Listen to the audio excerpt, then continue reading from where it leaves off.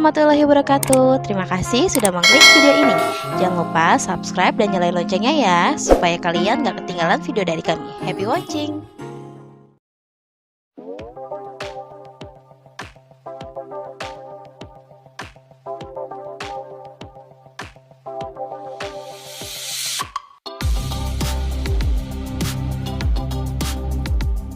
Konsep dasar dari SIG pada hakikatnya merupakan bentuk penyampaian informasi ke ruangan. Selama ini bentuk informasi efektif dalam geografi itu adalah peta. Hal itu karena peta menggambarkan keadaan permukaan bumi secara menyeluruh dilengkapi dengan simbol, garis, dan warna tertentu. Akan tetapi peta memiliki kelemahan karena informasi yang disampaikan bersifat umum. Lembaran peta merupakan sumber data yang sangat penting bagi SIG. Kegiatan pokok dalam SIG adalah melakukan tumpang susun atau overlay terhadap beberapa peta, terutama peta tematik untuk menghasilkan informasi baru yang lebih menyeluruh. Tumpang susun beberapa peta tersebut dilakukan dalam rangka perencanaan pengembangan wilayah misalnya. Untuk memperoleh informasi tentang lahan yang cocok untuk jenis tanaman pertanian dibutuhkan beberapa peta, antara lain peta jenis tanah, peta kontur, peta hidrologi, dan peta curah hujan. Tumpang susun beberapa peta tersebut merupakan kegiatan SIG. Jika tumpang susun dilakukan secara manual atau tanpa bantuan peralatan modern seperti komputer saat ini, maka saat menganalisis akan menemui banyak kesulitan.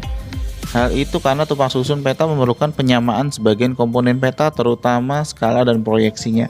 Seiring dengan kemajuan ilmu dan teknologi, saat ini SIG dapat dikerjakan dengan menggunakan seperangkat komputer. Berbagai kelemahan dan keterbatasan dalam SIG manual dapat diatasi.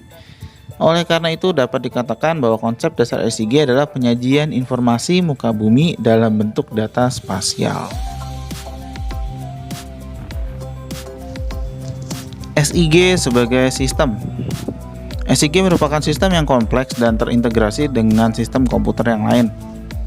Sebagai sebuah sistem, SIG terdiri atas 4 subsistem pokok, yaitu subsistem masukan atau input, kemudian penyajian data output, penyimpanan atau data manajemen, serta pengolahan dan pengkajian data atau data manipulation and analysis. Yang pertama, itu ada subsistem masukan atau input. Subsistem ini bertugas mengumpulkan dan mempersiapkan data spasial dan data atribut dari berbagai sumber. Subsistem ini juga bertugas melakukan konversi dan transformasi format data asli ke format yang digunakan dalam SIG. Kemudian ada subsistem penyajian. Subsistem ini berfungsi menampilkan data hasil pengolahan, baik sebagian maupun keseluruhan. Data yang ditampilkan dapat berupa tabel, grafik, dan peta. Selanjutnya ada subsistem penyimpanan. Subsistem ini berfungsi mengorganisasikan data ke dalam basis data untuk mempermudah saat dilakukan pemanggilan, pengeditan, atau pembaruan data. Yang terakhir ada subsistem pengolahan dan pengkajian, di mana subsistem ini berfungsi dalam menentukan informasi-informasi yang dapat dihasilkan oleh SIG serta melakukan manipulasi dan pemodelan data untuk menghasilkan informasi.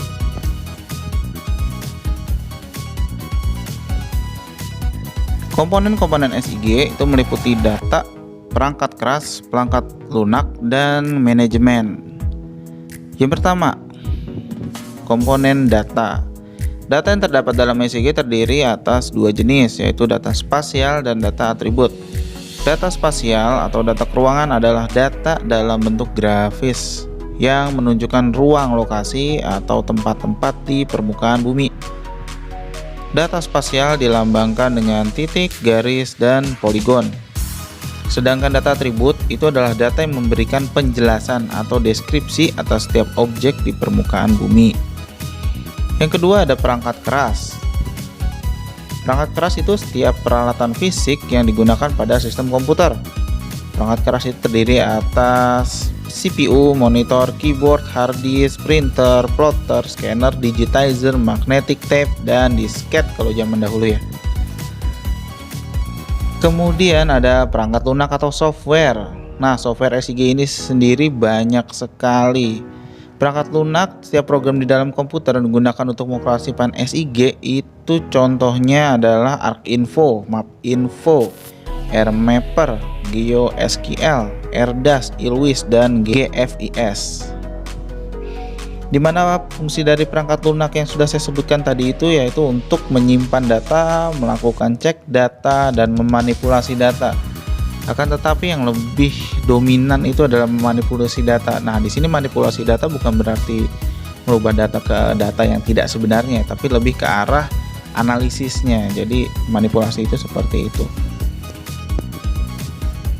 Kemudian yang keempat ada manajemen. Manajemen dalam SIG adalah kualitas dari SDM itu sendiri, terutama berhubungan baik dengan pemanfaatan SIG. Sebuah proyek SIG dapat berhasil jika dilakukan dengan manajemen yang baik.